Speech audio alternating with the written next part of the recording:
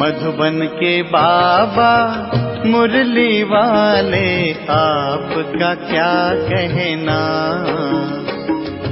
आपका क्या कहना। ओम शांति। 4 दिसंबर 2024 शिव बाबा के महावाक्य सुनेंगे। बाबा बोले, मीठे बच्चे, सारा मदार याद पर है।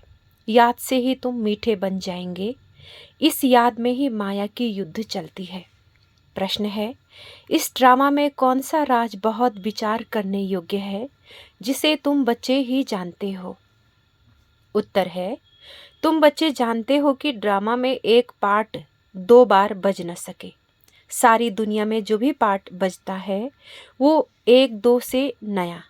तुम विचार करते हो कि सतयुग से लेकर अब तक कैसे दिन बदल जाते हैं, सारी एक्टिविटी बदल जाती है। आत्मा में 5000 वर्ष की एक्टिविटी का रिकॉर्ड भरा हुआ है जो कभी बदल नहीं सकता। ये छोटी सी बात तुम बच्चों के सिवाय और किसी की बुद्धि में नहीं आ सकता। ओम शांति। रूहानी बाप रूहानी बच्चों से पूछते हैं, मीठे मीठे बच्चे, तुम अपना भविष्य का पुरुषोत्तम मुख, पुरुषोत्तम चोला देखते हो? ये पुरुषोत्तम संगम युग है ना?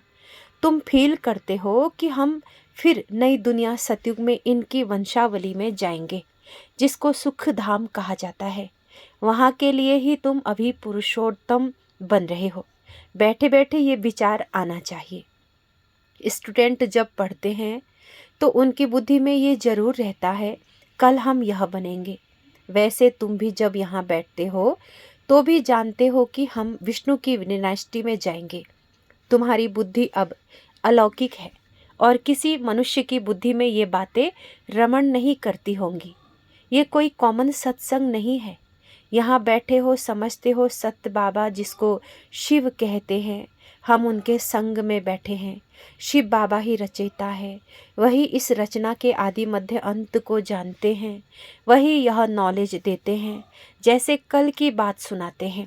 यहाँ बैठे हो, ये तो याद होगा ना, हम आए हैं रिजुवनेट होने, अर्थात ये शरीर बदल देवी शरीर लेने। आत्मा कहती है हमारा यह सतो प्रधान पुराना शरीर है। आत्मा कहती है हमारा ये तमो प्रधान पुराना शरीर है, इसको बदलकर ऐसा शरीर लेना है। कितनी सहज एम ऑब्जेक्ट है। पढ़ाने वाला टीचर जरूर पढ़ने वाले स्टूडेंट से होशियार होगा ना। पढ़ाते हैं, अच्छे कर्म भी सिखलाते हैं। अभी तुम समझते हो हमको ऊंचे ते ऊंच भगवान पढ़ाते हैं, तो जरूर देवी देवता ही बनाएंगे। ये पढ़ाई है ही नई दुनिया के लिए, और किसी को नई दुनिया का जरा भी पता नहीं है। यह लक्ष्मी नारायण नई दुनिया के मालिक थे। देवी देवताएं भी तो नंबरवार होंगे ना, सब एक जैसे तो हो भी ना सके, क्योंकि राजधानी है ना। ये ख्यालात तुम्हारे चलते रहने चाहिए। हम आत्मा भी पतित से पावन बनने के लिए पावन बाप को याद करते हैं। आत्मा याद करती है अपने स्वीट बाप को। बाबा खुद कहते हैं, तुम मुझे याद करेंगे तो पावन सतो प्रधान बन जाएंगे। सारा मदार याद की यात्रा पर है। बाप जरूर पूछेंगे, बच्चे मुझे कितना समय याद करते हो? याद की यात्रा में ही माया की युद्ध चलती है। तुम युद्ध भी समझते हो, ये यात्रा नहीं परंतु जैसे कि लड़ाई है। इसमें ही बहुत खबरदार रहना है। नॉलेज में माया के तूफान आदि की बात नहीं। बच्चे कहते भी हैं, बाबा हम आपको याद करते हैं, परंतु माया का एक ही तूफान नीचे गिरा देता है। नंबर 1 तूफान है देह अभिमान का, फिर है काम क्रोध लोभ मोह का। बच्चे कहते, बाबा हम बहुत कोशिश करते हैं याद में रहने की, कोई बिघन ना आए, परंतु फिर भी तूफान आ जाते हैं। आज क्रोध का, कभी लोभ का तूफान आया। बाबा आज हमारी अवस्था बहुत अच्छी रही, कोई भी तूफान सारा दिन नहीं आया, बड़ी खुशी रही। बाप को बड़े प्यार से याद किया, स्नेह के आंसू भी आते रहे। बाप की याद से ही बहुत मीठे बन जाएंगे। ये भी समझते हैं हम माया से हार खाते खाते कहाँ तक आकर पहुँचे हैं। ये कोई समझते थोड़ी है। मनुष्य तो लाखों वर्ष कह देते हैं या परंपरा कह देते। तुम कहेंगे हम फिर से अभी मनुष्य से देवता बन रहे हैं। ये नॉलेज बाप ही आकर देते हैं। विचित्र बाप ही विचित्र नॉलेज देते हैं। विचित्र निराकार को कहा जाता है। निराकार कैसे ये नॉलेज देते हैं? बाबा खुद समझाते हैं, मैं कैसे इस तन में आता हूँ। फिर भी मनुष्य मूझते हैं, क्या एक इसी तन में आएगा?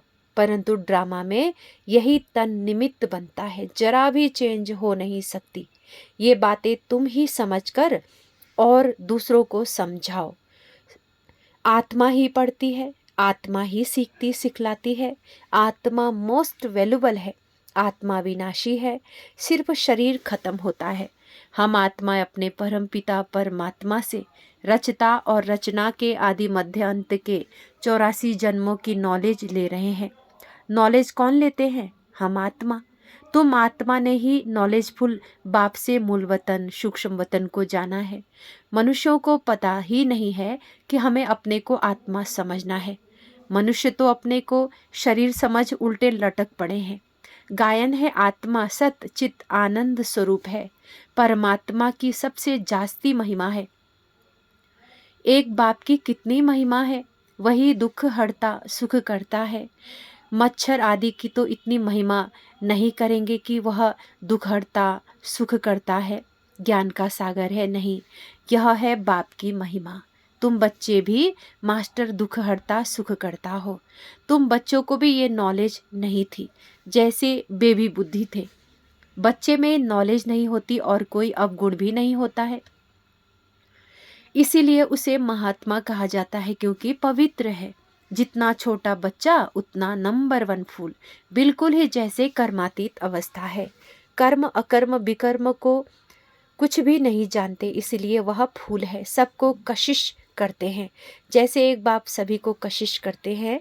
बाबा आए ही हैं सबको कशिश कर खुशबूदार फूल बनाने। कई तो कांटे के कांटे ही रह जाते हैं। 5 विकारों के वशीभूत होने वाले को कांटा कहा जाता है। नंबर 1 कांटा है देह अभिमान का, जिससे और कांटों का जन्म होता है। कांटों का जंगल बहुत दुख देता है। किस्म किस्म के कांटे जंगल में होते हैं ना, इसीलिए इसको दुख धाम कहा जाता है। नई दुनिया में कांटे नहीं होते, इसलिए उसको सुखधाम कहा जाता है। शिव बाबा फूलों का बगीचा लगाते हैं, रावण कांटों का जंगल लगाता है, इसीलिए रावण को कांटों की झाड़ियों से जलाते हैं और बाप पर फूल चढ़ाते हैं। इन बातों को बाबा जाने और बच्चे जाने और न जाने कोई। तुम बच्चे जानते हो, ड्रामा में एक पार्ट 2 बार बज न सके। बुद्धि में है सारी दुनिया में जो पार्ट बजता है वो 1-2 से नया। तुम विचार करो, सतयुग से लेकर अब तक कैसे दिन बदल जाता है, सारी एक्टिविटी ही बदल जाती है। 5000 वर्ष की एक्टिविटी का रिकॉर्ड आत्मा में भरा हुआ है, वो कभी बदल नहीं सकता। हर आत्मा में अपना अपना पार्ट भरा हुआ है। ये छोटी सी बात भी कोई की बुद्धि में आ न सके। इस ड्रामा के पास्ट प्रेजेंट और फ्यूचर को तुम जानते हो। ये स्कूल है ना, पवित्र बन बाप को याद करने की पढ़ाई बाबा पढ़ाते हैं। ये बातें कभी सोची थी कि बाबा आकर ऐसे पतित से पावन बनाने की पढ़ाई पढ़ाएंगे? इस पढ़ाई से ही हम विश्व के मालिक बनेंगे। भक्ति मार्ग के पुस्तक ही अलग है, उसको कभी पढ़ाई नहीं कहा जाता। ज्ञान के बिना सद्गति हो भी कैसे? बाप बिना ज्ञान कहाँ से आए जिससे सद्गति हो? सद्गति में जब तुम होंगे तब भक्ति करेंगे नहीं, वहाँ है ही अपार सुख, फिर भक्ति किस लिए करें? ये ज्ञान अभी ही तुम्हें मिलता है। सारा ज्ञान आत्मा में रहता है। आत्मा का कोई धर्म होता नहीं। आत्मा जब शरीर धारण करती है फिर कहते हैं फलाना इस धर्म का है। आत्मा का धर्म क्या है? एक तो आत्मा बिंदी मिसल है और शांत स्वरूप है, शांति धाम में रहती है। अभी बाबा समझाते हैं सभी बच्चों का बाप पर हक है। बहुत बच्चे हैं जो और धर्मों में कन्वर्ट हो गए हैं, वो फिर निकलकर अपने असली धर्म में जाएंगे। जो देवी देवता धर्म छोड़ दूसरे धर्म में गए हैं वो सभी पत्ते लौट अपनी जगह पर आ जाएंगे। तुम्हें पहले पहले तो बाप का परिचय देना है। इन बातों में ही सब मुंझे हुए हैं। तुम बच्चे समझते हो अभी हमें कौन पढ़ाते हैं? बेहद का बाप श्री कृष्ण तो देहधारी है। इनको ब्रह्मा बाबा को भी दादा कहेंगे। तुम सब भाई भाई हो ना। फिर है मर्तबे के ऊपर, भाई का शरीर कैसा है, बहन का शरीर कैसा है। आत्मा तो एक छोटा सा सितारा है। इतनी सारी नॉलेज एक छोटे से सितारे में है। सितारा शरीर के बिगैर बात भी नहीं कर सकती। सितारे को पार्ट बजाने के लिए इतने ढेर ऑर्गन्स मिले हुए हैं। तुम सितारों की दुनिया ही अलग है। आत्मा यहाँ आकर फिर शरीर धारण करती है। शरीर छोटा बड़ा होता है। आत्मा ही अपने बाप को याद करती है, वो भी जब तक शरीर में है। घर में आत्मा बाप को याद करेगी नहीं, वहाँ कुछ भी मालूम नहीं पड़ता। हम कहाँ हैं? आत्मा और परमात्मा दोनों जब शरीर में है तब आत्माओं और परमात्मा का मेला कहा जाता है। गायन भी है, आत्मा और परमात्मा अलग रहे बहुकाल। कितना समय अलग रहे याद आता है? कितना समय अलग रहे? सेकंड सेकंड पास होता। 5000 वर्ष बीत गए। फिर 1 नंबर से शुरू करना है। एक्यूरेट हिसाब है। अभी तुमसे कोई पूछे इसने कब जन्म लिया था तो तुम एक्यूरेट बता सकते हो। श्री कृष्ण ही पहले नंबर में जन्म लेता है। शिव का तो कुछ भी मिनट सेकंड नहीं निकाल सकते। श्री कृष्ण के लिए तिथि तारीख मिनट सेकंड निकाल सकते हो। मनुष्य की घड़ी में फर्क पड़ जाता सकता है। शिव बाबा के अवतरण में तो बिल्कुल फर्क नहीं पड़ सकता। पता ही नहीं पड़ता कब आया। ऐसे भी नहीं साक्षात्कार हुआ तब आया, नहीं। अंदाज लगा सकते हैं, मिनट सेकंड का हिसाब नहीं बता सकते। उनका अवतरण भी अलौकिक है। वो आते ही हैं बेहद की रात के समय। बाकी और भी जो अवतरण और होते आदि होते हैं उनका पता पड़ता है। आत्मा शरीर में प्रवेश करती है, छोटा चोला पहनती है, फिर धीरे धीरे बड़ा होता है। शरीर के साथ आत्मा बाहर आती है। इन सभी बातों को विचार सागर मंथन कर फिर औरों को समझाना होता है।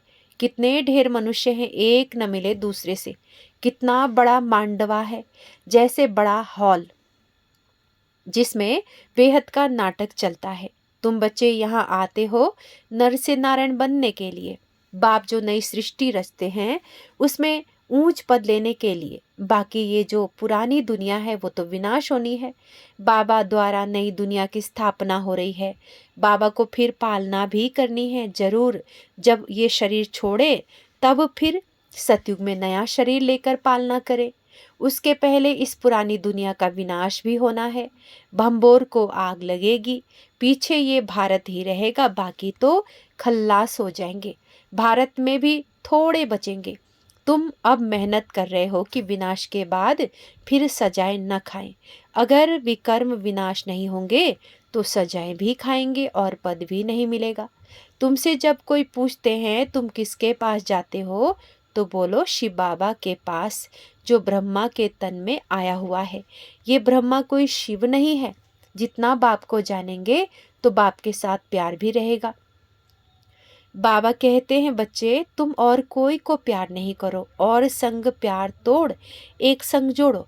जैसे आशिक माशूक होते हैं ना, ये भी ऐसे 108 सच्चे आशिक बनते हैं। उसमें भी 8 सच्चे सच्चे बनते हैं। 8 की भी माला होती है ना। 9 रतन गाए हुए हैं, 8 दाने, 9वां बाबा, मुख्य है 8 देवताएं। फिर 16,108 शहजादे, शहजादियों का कुटुंब बनता है।